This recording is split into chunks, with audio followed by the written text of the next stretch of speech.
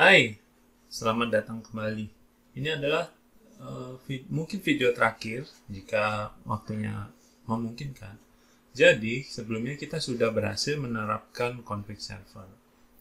Nah, kembali ke skema ini, jika kita sudah mengetahui bahwa jalurnya melalui proxy server, lalu kita bisa mengakses ke akun service, lalu akun service menembak ke OTP service. Lalu pertanyaannya, bagaimana cara kita melihat traffic atau bagaimana cara kita mengetahui sebetulnya lewat mana aja sih ketika kita nge-get ke OTP misalnya, atau ketika kita melakukan request istilahnya register yang tadi kita sudah buat ya. Jadi kan kita secara kasar mata kita sudah tahu nih kayak gini. Tapi kita pengen melihat realitanya dia sebenarnya jalur mana sih gitu. Nah, kita membutuhkan yang namanya distribution tracing. Di sini kita perlu menambahkan satu aplikasi ya. Distribution tracing itu ada beberapa, tapi di sini saya menggunakan Zipkin. Nah, Zipkin itu port 9411. Jadi, ketika kita sudah mendaftarkan ini, kita perlu menambahkan dependensi di setiap service, di proxy service, OTP service, akun service, atau service-service yang lain yang ingin kita ketahui untuk tracing-nya, tracing log. Jadi kita perlu meregisterkan semua ini ya, yang jalur biru. Kita meregisterkan ke distribution tracing, daftarkan semua. Supaya mengetahui, dan kita juga bisa tahu, oh ternyata waktu ngakses ke akun service, oh ternyata membutuhkan berapa millisecond atau berapa second. Jadi kita bisa mengetahui sampai segitu. Nah, untuk menginstal distribution tracing, kita bisa lihat di websitenya Zipkin. Ya, ini ya Zipkin. Itu tinggal kalau saya di running di Docker ya. Jadi lebih praktis, kita tinggal docker run minde minp 9411 copy. Nah, untuk proses lebih detailnya bisa menggunakan Docker Compose, tapi ini cara paling simpel ada menggunakan ini. Sekarang kita akan menginstal Zipkin.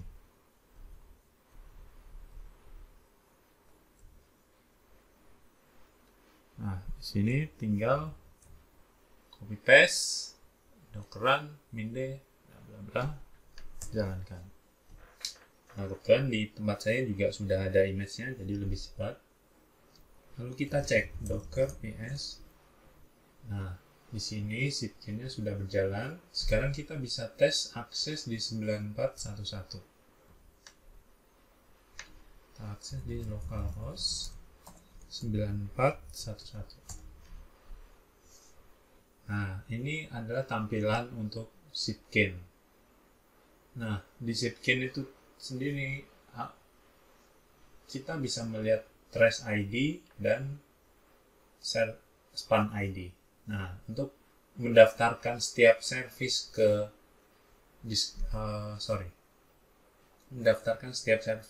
distribution tracing, kita perlu menambahkan dependensi untuk setiap service. Sekarang kita buka projectnya. Di sini contohnya di akun service terlebih dahulu, kita buka POM. Lalu kita perlu menambahkan dependensinya ini saya tinggal copy paste saja. Nah, yang perlu kita tambahkan adalah Spring Cloud Starter Slot. Ini digunakan untuk unit log ya, log. Jadi ada trace ID-nya. Lalu si unit ID-nya ini akan dikirim ke Zipkin. Nah, kita perlu dependensi Spring Cloud Slot Zipkin. Udah, kita import. Lalu kita pasang juga di OTP service.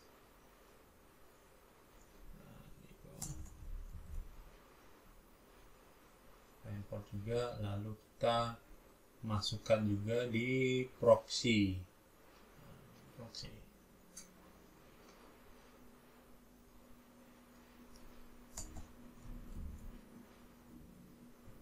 Kita import.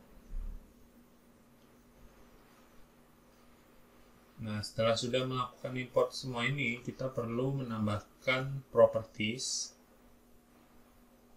Di sini kita perlu menambahkan Zipkin. Sebenarnya tidak perlu menambahkan juga bisa, tapi ini supaya kita juga sewaktu-waktu mau mengubah jadi tahu gitu ya. Di sini kita pasang Zipkin enable-nya true. Lalu Zipkin base URL-nya ini adalah location URI-nya.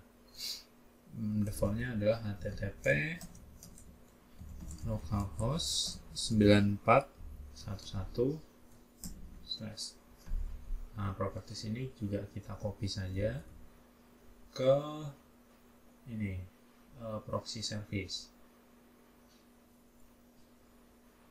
Source main resource application, tinggal tambahkan saja.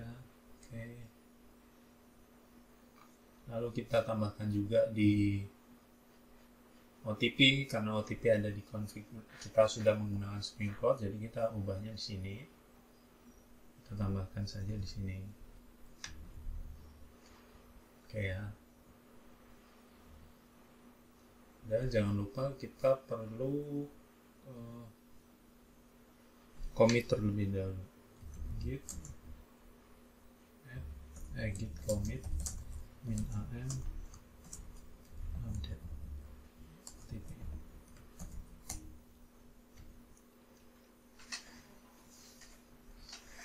Oke, setelah itu kita restart semuanya.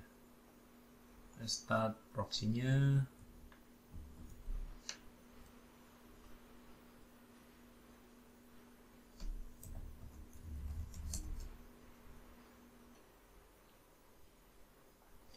Oke, saya sudah berhasil melakukan restart ke semua service ya, akun service, proxy service, dan OTP service sudah saya restart.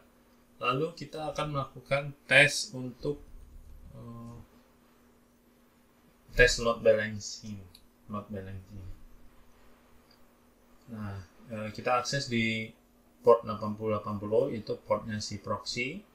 Lalu kita mau mengakses ke akun, lalu endpointnya load. Coba kita tes ya.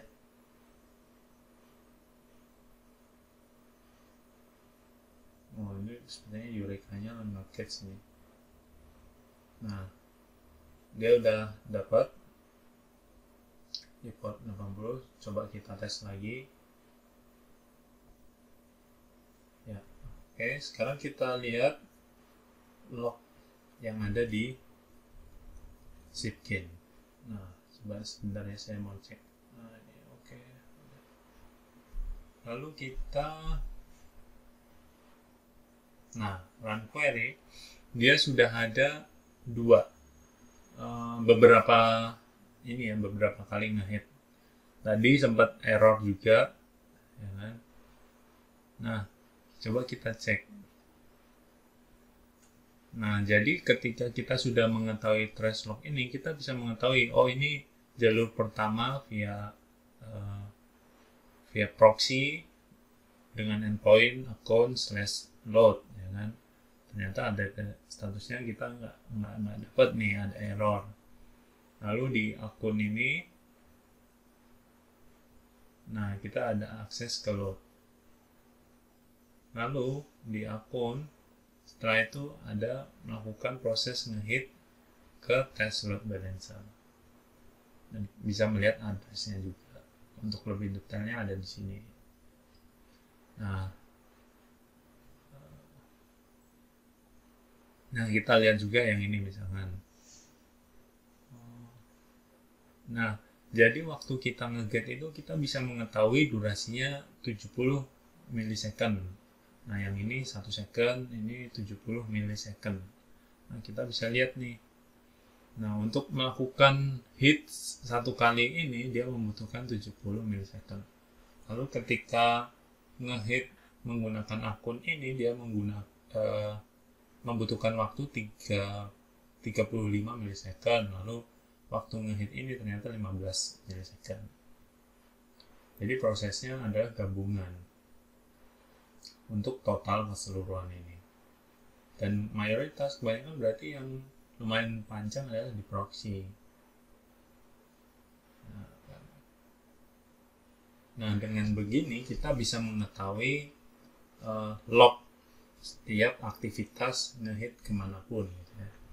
Nah, terus kita juga bisa lihat juga di lognya. Ketika kita lihat di lognya, kita akan di sini akan menambahkan nama service, lalu di sini adalah trace ID. Trace ID ini akan sama setiap kali ada hit. Nah, kan jalur pertama di sini ada 313 ini ya. Ini trace ID-nya. Nah, setiap ngehit ini untuk ngehit ke service yang dituju itu akan sama. Misalnya di sini ngehit yang kedua akun. Nah, trace ID-nya memiliki trace ID yang sama. Lalu di OTP service, nah di sini juga kelihatan nih 3131 yang ini berarti. Nah, ini memiliki trace ID yang sama. Jika kita cek misalkan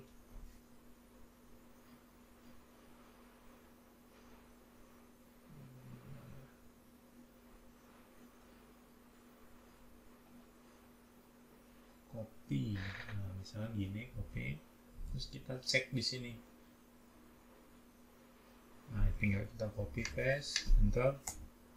Nah, kita bisa mengetahui jalur yang dituju. Lalu selain itu kita juga bisa mengetahui nih apa sih yang terkoneksi ke distribution tracing ini, ke Zipkin ini. Oh, ternyata jalurnya ini ada proxy, ada akun, terus ada juga OTP. Nah, kita juga bisa mengetahui banyak hal. Jadi itulah keuntungan menggunakan distribution tracing. Apabila ada pertanyaan atau kesulitan waktu kalian sudah mencoba, silakan tulis di kolom komentar. Nanti sebisa mungkin akan saya balas. Dan apabila kalian suka dengan video seperti ini, silakan kalian like videonya. Dan jangan lupa share juga bila ini bermanfaat untuk teman-teman. Dan jangan lupa setiap bulan atau mungkin beberapa minggu terakhir akan saya upload tutorial-tutorial lainnya. Jika kalian ingin mendapatkan tutorial-tutorial lainnya, silakan kalian subscribe channel ini supaya kalian tidak tertinggal untuk menyaksikan tutorial-tutorial lainnya. Terima kasih sudah menyaksikan sampai akhir video. Semoga ini bermanfaat buat teman-teman. Sampai ketemu di video tutorial lainnya. Bye!